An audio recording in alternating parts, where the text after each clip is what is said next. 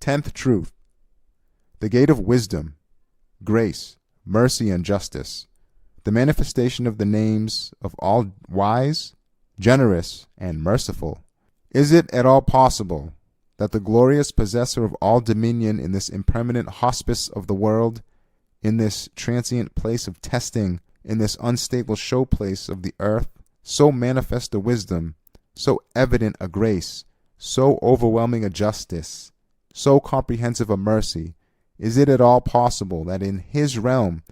in the worlds of the outer and inner dimensions of things, there should not exist permanent abodes with eternal inhabitants, everlasting stations with immortal residents, and that as a result all the truths of wisdom, grace, mercy, and justice that we now see should decline into nothingness? Again, is it at all possible that that all-wise being should choose man among all his creation to receive direct and universal address from him, should make him a comprehensive mirror to himself, should permit him to taste, weigh, and become acquainted with all the contents of his treasuries of mercy, should make himself known to him with all his names, should love him and make himself beloved of him, that he should do all this and then fail to dispatch wretched man to that eternal realm, to invite him to that abode of permanent bliss and make him happy there? Is it at all reasonable that he should impose on every being, even the seed, a task as heavy as a tree, mount in it instances of wisdom as numerous as the flowers, and beneficial aspects as numerous as the fruits, but assign to that task, to those instances of his wisdom and those beneficial aspects, a purpose pertaining only to this world, one as small as a seed, that he should make that purpose nothing more than the life of this world, something less valuable than a grain of mustard seed, that he should not make of beings seeds for the world of meaning and tillage for the realm of the hereafter, for them to yield there their true and worthy results, that he should permit such significant alterations to remain without purpose, to be empty and vain, that he should not turn their faces towards the world of meaning and the hereafter, so that they might there reveal their true purposes and fitting results? Again, is it at all possible that by thus causing things to controvert their own nature, he should present his own veracious names, all-wise, generous, just, merciful, as being characterized by their opposites? God forbid that he should deny the true essences of all those beings that indicate his wisdom and generosity, his justice and mercy, that he should reject the testimony of all creatures, that he should negate the indications made by all things?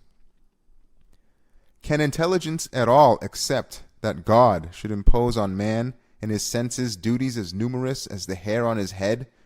but give him no more than an earthly reward, something no more valuable than a hair?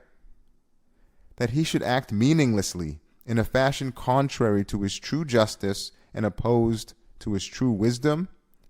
Again, is it at all possible that God, who proves and shows himself to be a possessor of absolute wisdom, by attaching to every animate being,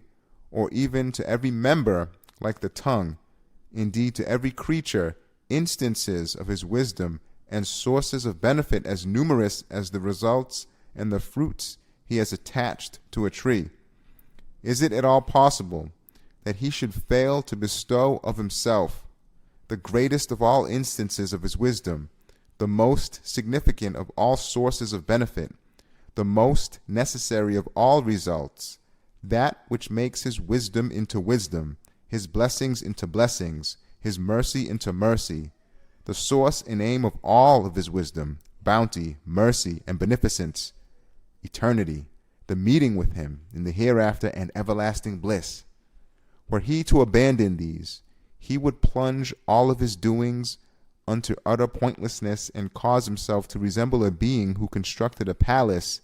each stone of which contained thousands of designs, in each corner of which thousands of adornments were to be found,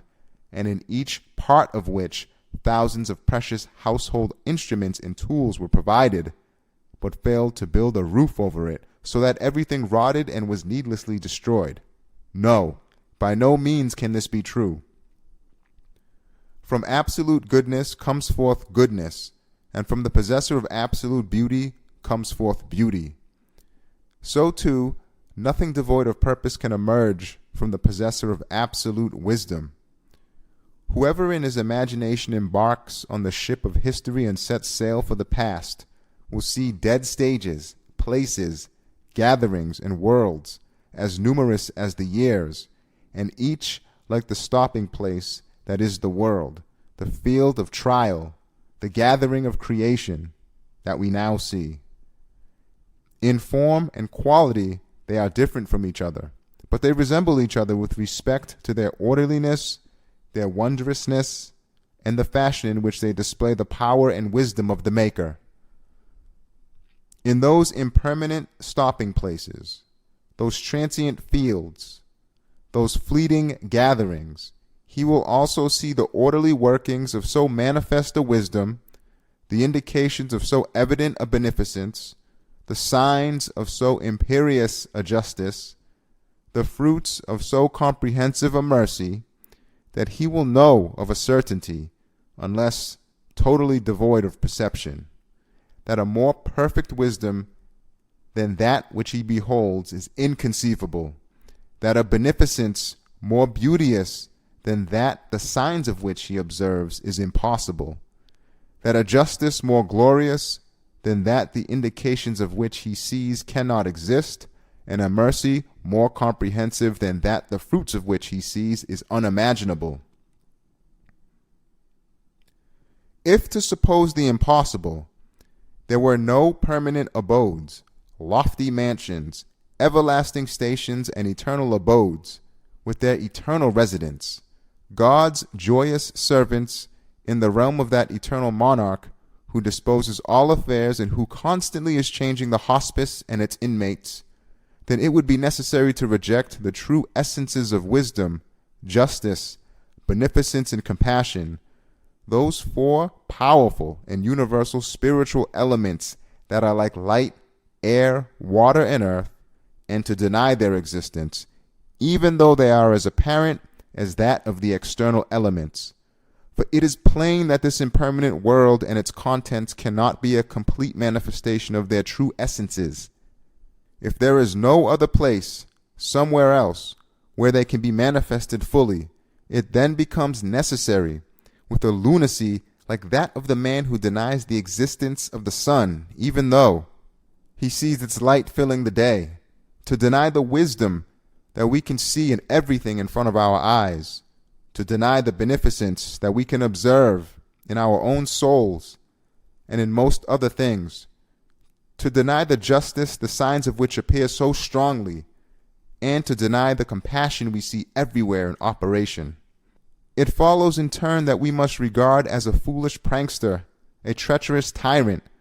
the one from whom proceed all the wise processes, the generous deeds, and the merciful gifts we perceive in the universe. God forbid that this should be so. It is a totally impossible reversal of the truth. Even the foolish sophists who deny the existence of everything and even that of their own selves would not readily contemplate such a proposition. In short, considering the utter disparity between, on the one hand, this state of affairs which we see together with the universal fusions of life and the swift separations of death, the imposing gatherings and the rapid dispersions, the magnificent revolutions and the great manifestations, and, on the other hand, the petty fruits we see briefly attained in this transient world, the temporary and insignificant purposes of beings that pertain to this world, we conclude that the non-existence of the hereafter would mean attaching to a little stone wise purposes as great as a mountain, and to a great mountain a purpose as petty as a small stone. No intelligence or wisdom can find this acceptable. In other words, this lack of proportion between beings and these matters on the one hand, and their purposes pertaining to this world on the other, demonstrates with certainty that all beings have their faces turned to the world of meaning. It is there that they will yield their appropriate fruits, and their eyes are fixed on the sacred names. Their ultimate aims pertain to that world alone, while their substance is hidden beneath the soil of this world. Their flowers will unfold in the world of similitudes. Man sows and is sown in this world,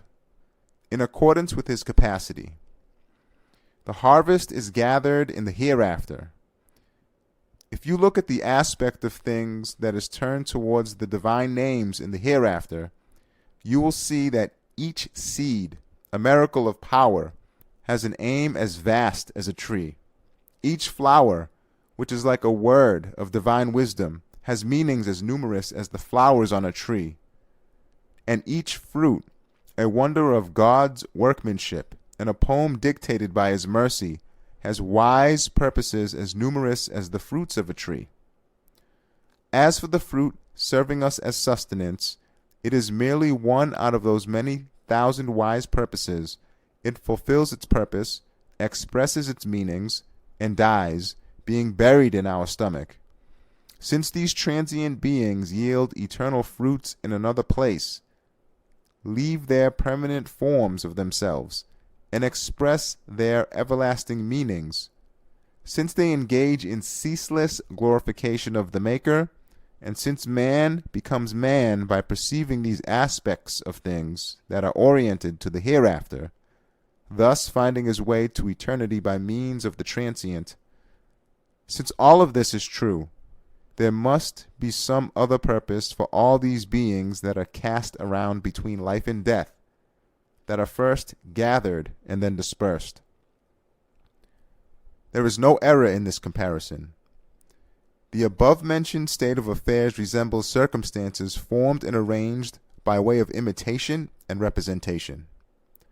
Brief gatherings and dispersions are arranged at great expense merely for the sake of taking pictures that can thereafter be shown in the cinema. So, too, one of the reasons for our passage through individual and social life in this life for a brief time is to enable pictures to be taken and images formed, to enable the result of our deeds to be registered and recorded, for display on a day of accounting, for being shown at a vast gathering, and to yield the fruit of supreme happiness. The noble saying of the prophet, peace and blessing be upon him, "This world is the tillage for the hereafter," indicates this meaning. Since the world exists, and within this world wisdom, beneficence, compassion, and justice also exist, with their numerous evidences of a certainty the hereafter also exists, just as surely as does this world. Since one aspect of everything in this world is turned to that world and is proceeding toward it, to deny that world would be denying this world with all it contains. Just as the allotted hour and the grave await man, so too do paradise and hell, anxiously awaiting for his arrival.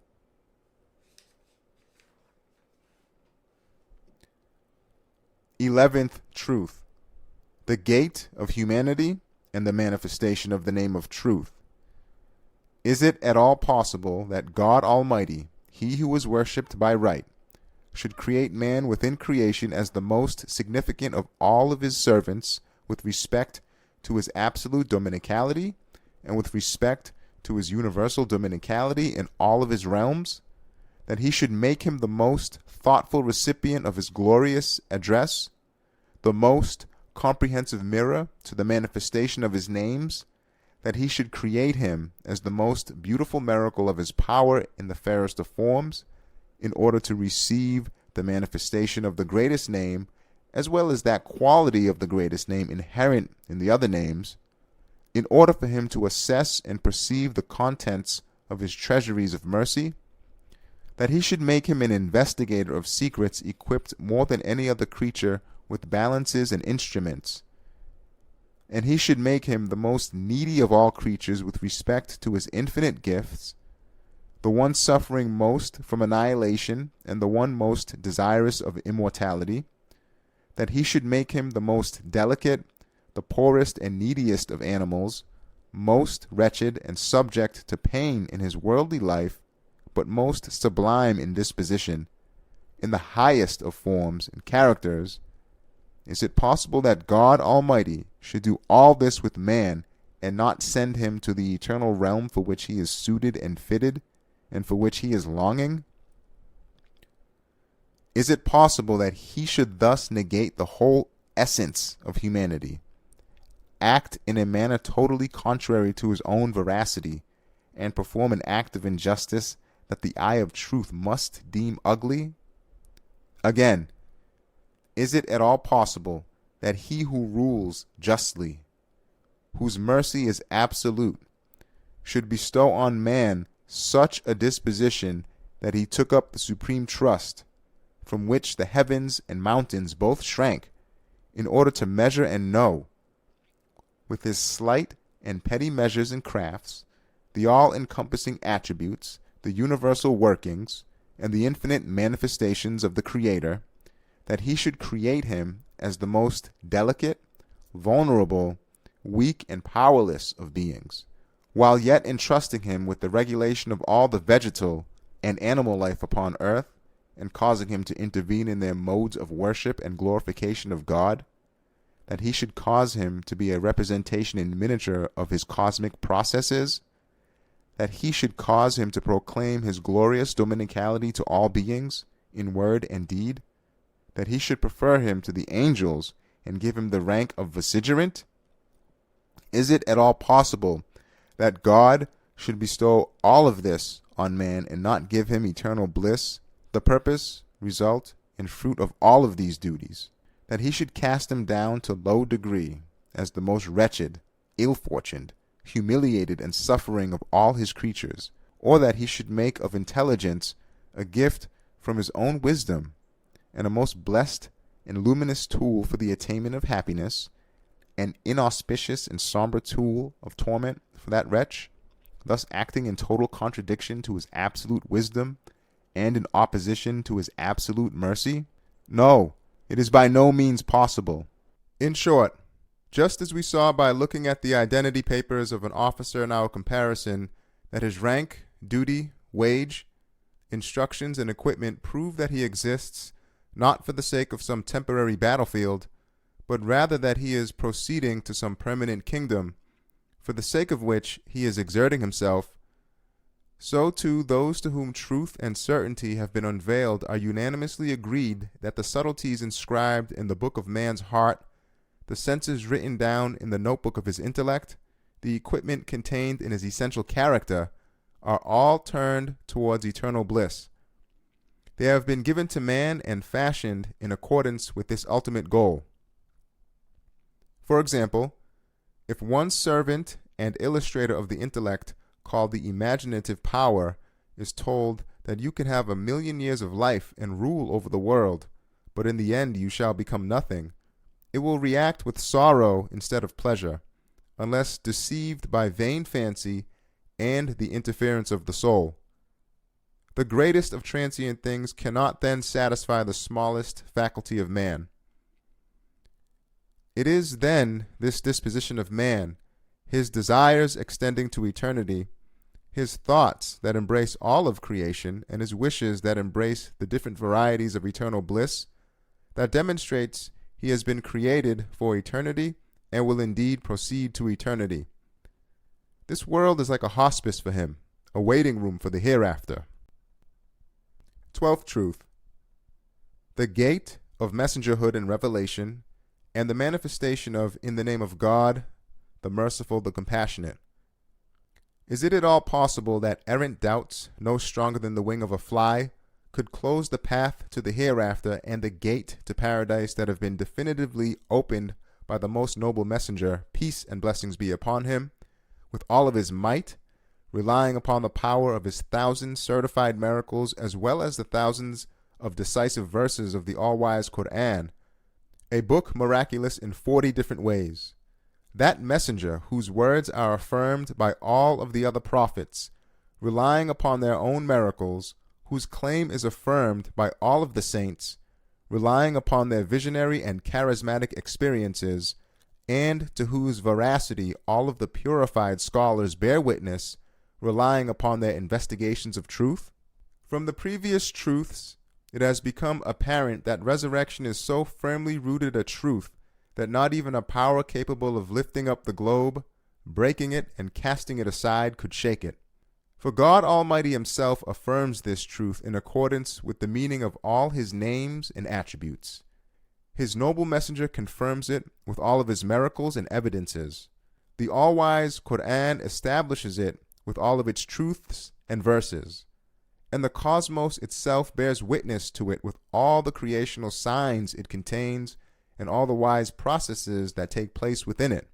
Is it at all possible that the necessary being should unite with all of his creatures, excepting only the unbelievers on this question of resurrection, and doubts feebler than a whisker and satanic insinuations should shake and uproot that exalted and firmly rooted truth which resembles a mountain? No, by no means. Beware. Do not imagine that the proofs of resurrection are restricted to the 12 truths we have mentioned. The all-wise Quran alone, that instructed us in these 12 truths, indicates thousands of other aspects of the matter as well, each aspect being a sign that our Creator will transfer us from this transient realm to an eternal one. Again, do not imagine that the divine names, which logically require the existence of resurrection, are only those we have discussed: wise, generous, merciful, just, preserver. On the contrary, all the divine names manifest in the ordering of the cosmos logically require the existence of resurrection, indeed, make it imperative.